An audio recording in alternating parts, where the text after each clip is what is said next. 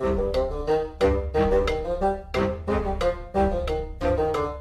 have a special breaking report. The police department has released information that more local teenagers have gone missing. In a world where Honey, I Shrunk the Kids meets Ark Survival Evolved, prepare to brave the garden.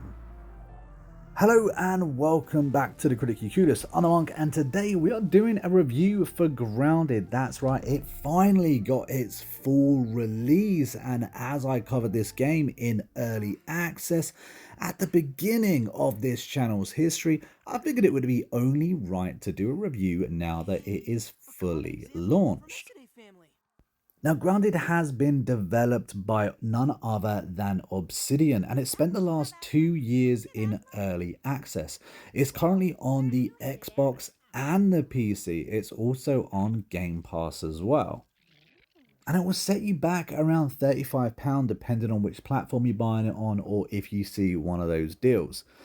This is a really interesting game. It plays as a hardcore survival, or at least that's kind of the standard version. You take on the role of one of 4 kids, and these kids interact with the world and the environment differently as well. So there's a cool little story that you can kind of get to grips with as you explore this world. The very basics of it: you are stuck in a garden. It is Honey, I Shrunk the Kids. As I said at the beginning of the review, it meets Ark Survival Evolved. You have to craft your way, build your way, gather your way to survival, unlocking more of the story and expanding your base, while of course taking on the fiercities that live in a garden, such as colonies of ants or spiders, picking a fight with a ladybug, going up against wolf spiders, and one of the many various bosses now in the game. Now, for me, one of the things that caught my attention in this, and one of the original reasons why I started playing it, was the building aspect. I love building games. I love games where you go out, you grind your materials, you collect your building supplies, and then you just go at it and build some Goliath building. I love that. The building mechanics in this game work really, really well. I think over the last 2 years, it has been polished to where it works really well. And there's so much in the game now that you can really have a lot of fun in expressing, what it is you want to build, you want to craft. There's also gear in this game as well, different tier levels of armor and weapons. And as you go through the game, playing the game, you can also earn yourself interesting perks, which will help boost your character depending on how you personally want to play the game. If you want to go ahead and take on a colony of ants single-handedly, well then Ant Annihilator is the perk you want to be getting. And if you want to be building yourself an absolute Goliath of a castle, then there's one to help you gather the materials faster as well.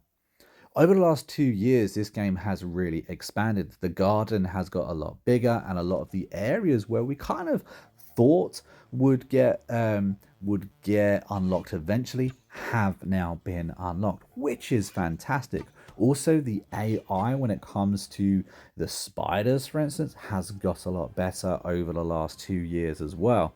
You have to really think about outsmarting them and make sure you have the proper weapons nowadays. Now, there isn't a huge amount of obvious story in this game. Sure enough, there are definitely things that you can find, and you can definitely unlock more story. But it is something that you actually have to seek out on your own.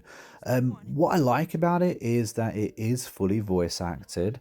While you can choose to read it all if you want, you do get those subtitles up on the screen. It's fully voice acted, so you don't have to, which means that, for the younger audience, they can really get immersed in this game and just play it for what it is. Of course, if you want to ignore the story completely and just do your own thing, making sure you survive, drinking your water, eating your food, resting at night, that kind of thing, then you can do that. The game allows you that freedom. I love freedom in games, and this game certainly allows you to do that. This also has multiplayer co-op as well, so you can go into your friend's world. I believe it's 4-player co-op. They can come into your world, and you guys can complete missions and build together, take on this various spiders and ghoulies that are in this game as well. I love that. This game really takes on a whole new experience when you start playing it with your friends, because it really is a lot of fun. In fact, when I very first started this channel, started covering this game, I used to do game nights where we used to do one-on-ones, and we used to battle it out in the garden of Grounded. I just thought that was a lot of fun, and I think there's a lot of freedom there for you. One of the other things I think is brilliant, Obsidian is a fabulous developer, and they've included small little Easter eggs, whether it's about something random like a 4-leaf hidden clover. You have to actually seek that out. There's no reason for you to find it, but if you do find it, it's a nice little buff, and it's a nice little extra surprise. There's also little Easter eggs that relate to other games, like a very mysterious forest scene from the game The Forest. I love that. That was a brilliant little add and addition. Ultimately, this is a very, very fun game. There are some gripes, though. The biggest gripe about this game is stability. Now, yes, it's now 1.0, and I'm glad about that. I'm glad it's finally got its full release. But even with full release, when it comes to hosting or joining multiplayer worlds, although possible, and although you can have some absolute great game times, it can be buggy, you can lag out, it can crash out completely sometimes as well.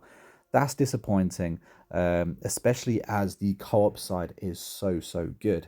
Hopefully this game continues to get support over the next couple of years, and they keep adding extra content as well. Seriously, they've added a ton of content since launch, so I hope it does, continue to get help from Obsidian, because they're doing a fabulous job, and I'm looking forward to seeing just where this game actually ends up in the next couple of years. I'm going to give this game an 8 out of 10. Quite frankly, it would have scored higher, but the stability is just a big issue for me, especially when it comes to the multiplayer side. If you enjoy these type of games, if you enjoy survival type of games, building type of games, or just love the notion of Honey, I Shrunk the Kids and actually physically playing a game just like that, then check this game out. It's definitely worth checking out, especially if you got Game Pass. I think it's absolutely worth the money considering the amount of time you can invest in this game as well. So it's definitely one that I would pick up and have a bubble with. If you have played this game before, or if you plan to, let me know down below in the comments. Let me know your thoughts, and if you wanted me to jump in your world even, again, let me know down in the comments. Do my very best to answer each and every one of you guys. And if you've enjoyed this review, don't forget to hit that like button and subscribe to the channel. Simply is the greatest way to help this channel grow even further. And of course, if you've made it to the end of the review, a big thank you to you. Don't forget to comment red banana down below. Just confuse all those people that didn't stay to the very end or are simply new to the channel. But until next time, we've been Critically Clueless, I've been a monk, and I will see you in the next video real soon. Until then, take it easy, and of course, happy gaming. Kids, are you ready for a new wild and wacky Punch-O fruit flavor? Introducing Apricot. It's a punch to the gut.